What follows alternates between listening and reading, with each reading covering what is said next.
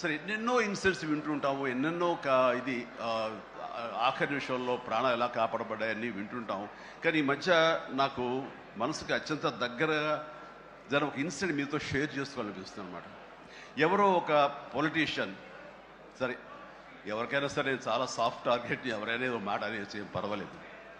అలాగా ఒక పొలిటీషియన్ నన్ను అకారణంగా, నేను ఇప్పుడు పాలిటిక్స్ చాలా దూరంగా ఉన్నా సరే నా గురించి ఏదో అవాకులు చవాకులు ఆయన పేలినప్పుడు, ఆయన మరొక చోటకి ఏదో ఒక ముంపు ప్రాంతానికి ఆయన వెళ్ళటం జరిగింది. అక్కడ ఒక స్త్రీ, ఒక ప్రౌఢ ఆవిడ అది మిడిల్ ఏజ్ ఉంటుందేమో, మిడిల్ ఏజ్.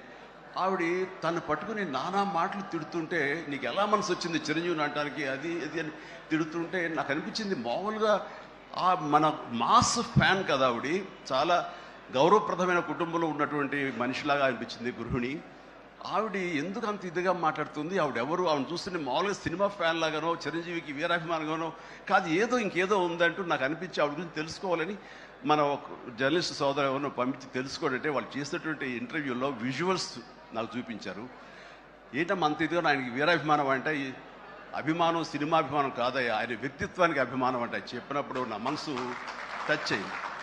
ఏంటమ్మా అంత ఇదిగా, ఏంటమ్మా ఆయన మీకు ఏమైనా సహాయం చేశాడు, ఏం చేశాడు, సహాయం చేయటం అయ్యా, నా బిడ్డ ప్రాణాలను కాపాడాడు అని అన్నప్పుడు, ఏ విధంగా ఏంటి అని అన్నప్పుడు, నా బిడ్డకి రాజమండ్రిలో దగ్గర ఒక పల్లెటూరుది, రాజమండ్రిలో కానీ కాకినాడలో కానీ నా బిడ్డకి ప్లేట్లెట్స్, డెంగ్యూ వచ్చేసి ప్లేట్లెట్స్ బాగా డౌన్ అయినప్పుడు వితిన్ అవర్స్ నా బిడ్డ కనుక ప్లేట్లెట్స్ సమయానికి అందకపోయి ఉంటే కనుక వాడు ఏమైపోయాడు, పాటిగా దూరం అయిపోయేవాడు. అంటే ఒక 8 ఏళ్ల బాలుని అబ్బాయిని పిలిచి పక్కన కూర్చోబెట్టుకుని ఆ తల్లి చెప్తోంది, మరి ఎవరో చెప్పారు చిరంజీవికి ఫోన్ చేయపోయావమ్మా. నేనేంటి చిరంజీవి ఫోన్ చేయటువంటి, ఎక్కడ నుంచి చేయగలను, ఆయన ఎక్కడో ఉంటాడు, ఎలా చేయాలి ఫోన్ అని తెలియని పరిస్థితుల్లో, లేదమ్మా బ్లడ్ బ్యాంక్ చేయి, వాళ్ళు ఖచ్చితంగా ఎత్తుతారు ఫోను, నీకు కావాలి సహాయం చేస్తారంటే, వాళ్ళు గంటల్లో కావాలి, అది ఎక్కడో ఉంది హైదరాబాద్లో, ఎలాగొస్తుందో అనుకున్నాను. కానీ అయినా సరే ఎక్కడో ఆశ చావక ఫోన్ చేయడం జరిగింది. ఫోన్ చేసిన తర్వాత అక్కడ స్పందించి అక్కడ సిబ్బంది వెంటనే రాజమండ్రి పరిసర ప్రాంతాల్లో ఉన్న అభిమానులు, ఆ బ్లడ్ గ్రూప్ ఎవరికైతే ఉందో అభిమానుల్ని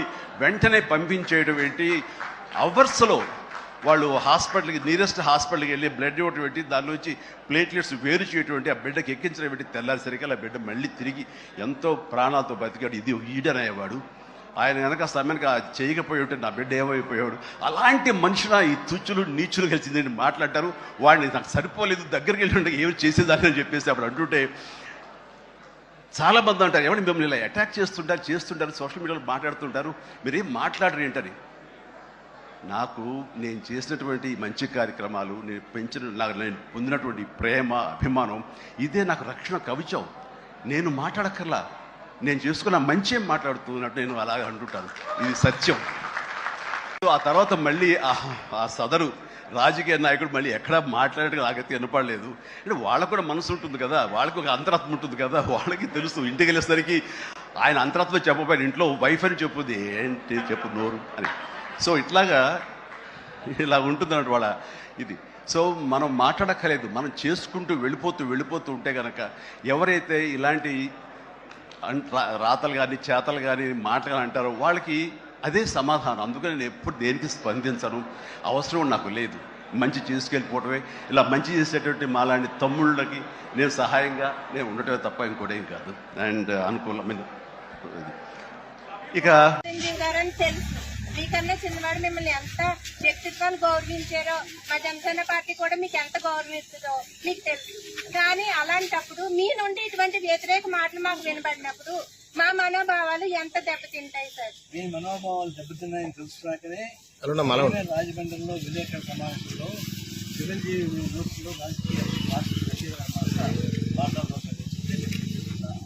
ఇప్పుడు కాపుల మహారాజులు కానీ చిరంజీవి అభిమానులు కానీ అందరూ కలిసి రోజు సహాయకాలు పాల్గొనాలని విజ్ఞప్తి చేశారు. ఇది ఒకటి జరిగిపోయింది. ఇప్పుడు నేను ఏం చెప్పేది ఏంటంటే, చిరంజీవి గారి కుటుంబంతో కానీ చిరంజీవి గారి వాళ్ళ నాన్న కానీ మా పార్టీకి అనుకూలంగా ఉన్నాయి. చిరంజీవి గారు పర్సనల్గా ఫ్రెండ్షిప్ ఉంది. టీఆర్పీ స్టార్ట్ చేసి ఇప్పుడు కలిసి ఏర్పాటు చేసుకున్నాం. వాడు అన్ని రకాలుగా మేము మాట్లాడుకునేవాళ్ళం. రాజకీయాలు కొంచెం విమర్శలు ఉంటాయి. విమర్శలతో నేను చిరంజీవి గారికి ఒక పదం వేస్తాగా వాడాను, అది కరెక్ట్ కాదు.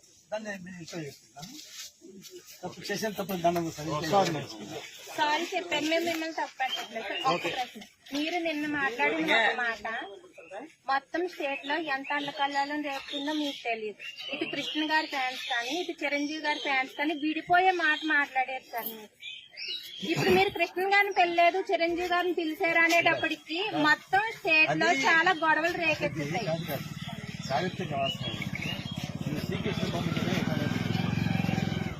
అల్లూరి సీతారామరాజు చూడగానే కృష్ణ అల్లూరి సీతారామరాజు విగ్రహాన్ని పరిస్థితుంది ఆయన కూడా కూర్చోాల్సింది చెప్పాను. అది కరెక్టే.